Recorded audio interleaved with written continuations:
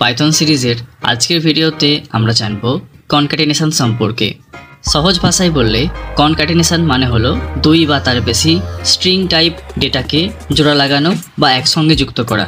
মনে রাখতে হবে কনক্যাট করার সময় ডেটাকে অবশ্যই স্ট্রিং টাইপ হতে হবে, তবেই কিন্তু কনক্যাটেনেশন সম্ভব। কিন্তু ডেটা যদি ইন্টিজার, ফ্লোট বা বুলিয়ান টাইপ হয় তখন ওই ডেটাকে স্ট্রিং টাইপে পরিবর্তন করে তবেই কনক্যাট করতে হবে, না হলে কিন্তু এরর আসবে। চলুন এবার প্র্যাকটিক্যালি বোঝার চেষ্টা করি। এখানে দেখুন ফার্স্ট নেমের জায়গায় সৌভিক লেখা রয়েছে আর লাস্ট নেমের জায়গায় মান্না লেখা রয়েছে। এখন সৌভিক আর মান্না এই দুটোই স্ট্রিং টাইপের ডেটা, তো এদের কনক্যাটেনেশন করার জন্য আমরা ব্যবহার করব প্লাস অপারেটর বা যোগ চিহ্নের। কীভাবে করব? প্রথমে প্রিন্ট লিখে তারপর ফার্স্ট নেম, তারপর যোগ চিহ্ন দিয়ে লাস্ট নেম। রান করছি, দেখুন এখানে কিন্তু সৌভিক আর মান্না এই দুটো ডেটা একসাথে যুক্ত হয়েছে। আচ্ছা, আমরা চাইলে এই সৌভিক আর মান্না এর মাঝে একটা স্পেস বা গ্যাপ দিতে পারি। গ্যাপ দেওয়ার জন্য তিনটে পদ্ধতি রয়েছে।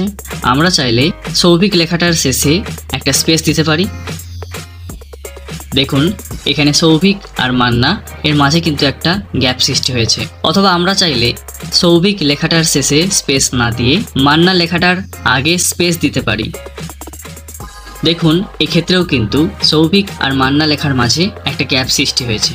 আর 3 নম্বর পদ্ধতিটা আমাদের মতো প্রোগ্রামাররা সবচেয়ে বেশি ব্যবহার করে থাকে, যেটা হচ্ছে প্রিন্ট লিখে ফার্স্ট নেম এবং লাস্ট নেমের মাঝে একটা যোগ চিহ্ন না দিয়ে দুটো যোগ চিহ্ন দেওয়া হয়। তারপর এই যোগ চিহ্ন দুটোর মাঝে ডাবল কোটেশনের মধ্যে একটা স্পেস বা গ্যাপ দেওয়া হয়।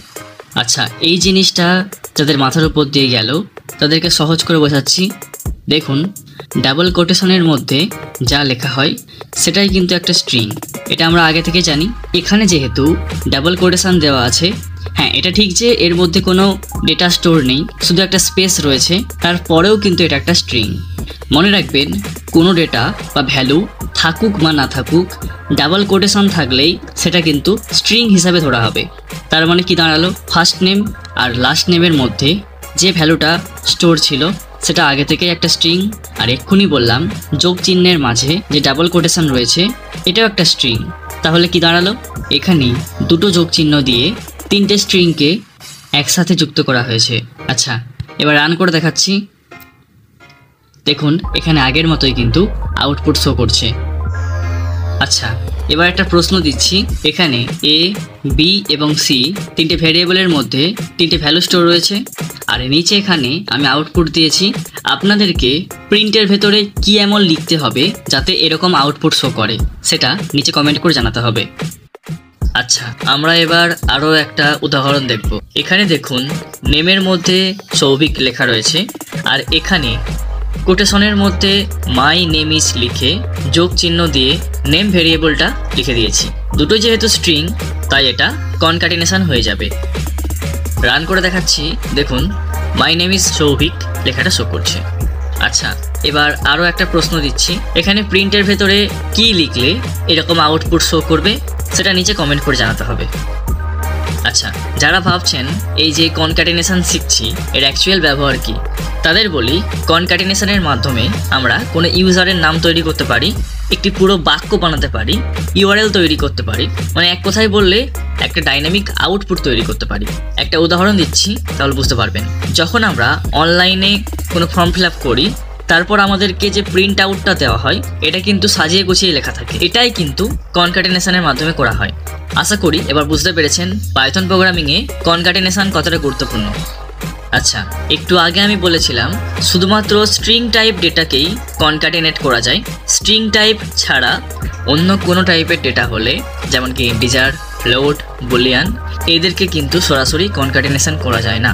কনক্যাটেনেট করতে গেলে কিন্তু টাইপ এরর আসে। এখানে দেখুন এজ ভেরিয়েবলের মধ্যে 27 লেখা রয়েছে আর নিচে প্রিন্টের মধ্যে মাই এজ লিখে এজ ভেরিয়েবলটাকে কনক্যাটেনেট করেছি। রান করে দেখাচ্ছি, দেখুন এখানে কিন্তু টাইপ এরর আসছে। বুঝতেই পারছেন ইন্টিজার, ফ্লোট, বুলিয়ান এই টাইপের ডেটাকে কনক্যাটেনেট করতে গেলে টাইপ এরর আসে। তাহলে এখন কথা হচ্ছে আমরা এটাকে কনক্যাটেনেট কিভাবে করব। দেখুন ইন্টিজার, ফ্লোট, বুলিয়ান এই টাইপের ডেটাগুলোকে কনক্যাটিনেট করতে গেলে আগে এগুলোকে স্ট্রিংয়ে পরিবর্তন করতে হবে। কিভাবে করব? প্রিন্ট করার সময় ওই ভেরিয়েবলটাকে str ফাংশনের ভেতরে লিখব। আমি আগেই বলেছি str মানেই হলো স্ট্রিং। str ফাংশনের মধ্যে আমরা যে টাইপের ডেটা লিখব সেটা কিন্তু স্ট্রিং টাইপে পরিবর্তন হয়ে যাবে। ওকে, তো এখানে যে এজ ভেরিয়েবলটা আমি লিখেছিলাম এটাকে str ফাংশনের ভেতরে লিখে দেব। রান করে দেখাচ্ছি। দেখুন মাই এজ 27 এটা শো করছে।